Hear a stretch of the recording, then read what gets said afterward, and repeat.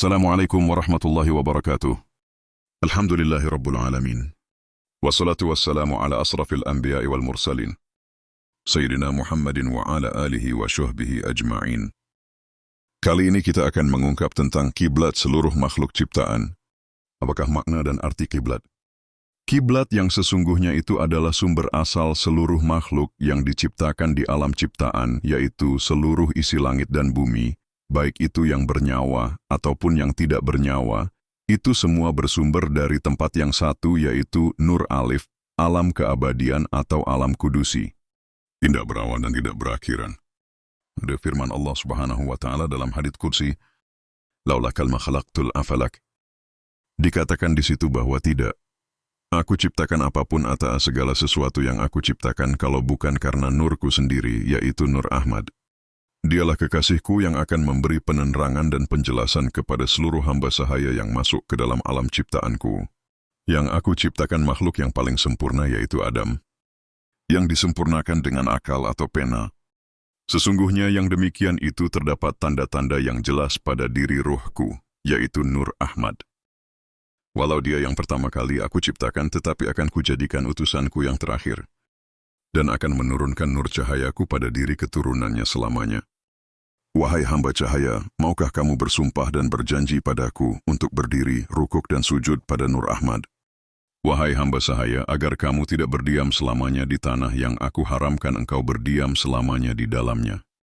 Pada diri Nur Ahmad terdapat tanda-tanda yang jelas, yaitu menjelaskan jembatan titian ihdinas syiratal mustaqim dengan kesabaran dan ketelitian agar engkau manusia tidak menyekutukan kepada selain. Padanya terdapat tanda-tanda yang jelas bagi manusia yang berakal. Allah menciptakan ciptaannya dalam kurun waktu 6 hari saja. Dan hari yang pertama dan terakhir itu hari Ahad, di mana hari itu seluruh hamba sahaya dikumpulkan dan berkumpul memohon kepada Zat yang menguasai hamba sahaya. Hamba sahaya memohon agar mengabulkan keinginannya supaya dinaikkan derajatnya atau makomnya. Bisa dibilang mendapatkan nikmat yang lebih dari tempat hamba sahaya itu. Nur Ahmad berfirman, tetapi ada syarat-syarat yang harus dipenuhi oleh hamba sahaya itu, agar mereka mengabdi dan menghambakan diri kepada Rubku terlebih dahulu, yaitu ruh Nur Ahmad. Di tanah haram, yaitu alam ciptaan, dicipta agar dapat bertemu langsung kepada Nur Ahmad. Barang siapa makhluk ciptaan tidak sujud dan rukuk kepada Nur Ahmad langsung pada masa hidupnya, maka termasuk orang-orang yang tersesat di tanah haram ini. Termasuk mereka orang-orang yang ikut membunuh para nabi-nabi dan rasul-rasulnya, sebab mereka menyembah kepada Tuhan-Tuhan selain. Sedang nabi, dan rasul itulah yang membawa risalah berita gembira. Ihdinas syiratal mustaqim, petunjuk jalan kedatangan dan jalan kembalinya makhluk ciptaan. Dan barang siapa di tanah haram ini dengan akalnya, dan dengan menemukan penerangannya yang tertulis atas pena Nur Ahmad sendiri, maka mendekatlah dan tanyakanlah risalah apa yang dibawanya. Dan sesudahnya kamu percaya dan beriman, pasti akan ditunjukkanlah jalan yang dilaluinya, yang di mana jalan tersebut tidak satu makhluk pun dapat melaluinya, kecuali Nur Ahmad itu sendiri yang dapat melaluinya. Wahai jiwa-jiwa yang terpilih dan memilih Nur Ahmad sebagai sang pemberi petunjuk, percayalah dia Nur Ahmad akan membawamu masuk ke dalam kerajaan Allah Subhanahu wa Ta'ala.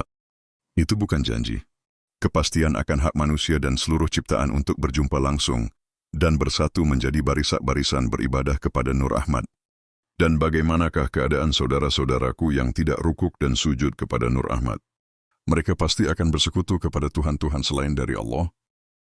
Maka dari itu, wahai saudara-saudaraku, jangan salah mencari petunjuk berkiblat. Sesungguhnya kiblatnya seluruh makhluk ciptaan tanpa terkecuali, Nur Ahmad sendirilah yang mengetahuinya. Perantaranya anak turunnya sampai kepada Imam Mahdi. Roh Imam Mahdi itu cahaya Ruh Muhammad. Cahaya Ruh Muhammad adalah cahaya Ruh Imam Mahdi melalui madzhabnya manusia itu sendiri. Sampai kapanpun dia akan hadir bersama manusia. Tiadalah kebenaran itu datang tidak terkecuali hanya memberi petunjuk jalan, datangnya di situ pula jalan kembalinya. Karena semua yang ada ini karena ada penyebabnya. Sehingga cari tahulah asbab-asbabnya agar tidak tersesat di tanah haram ini. Cari tahulah kepada yang membawa ilmu pengetahuan tersebut agar mendapat petunjuk. Sekian. Wabillahi taufiq wal hidayah. Wassalamualaikum warahmatullahi wabarakatuh.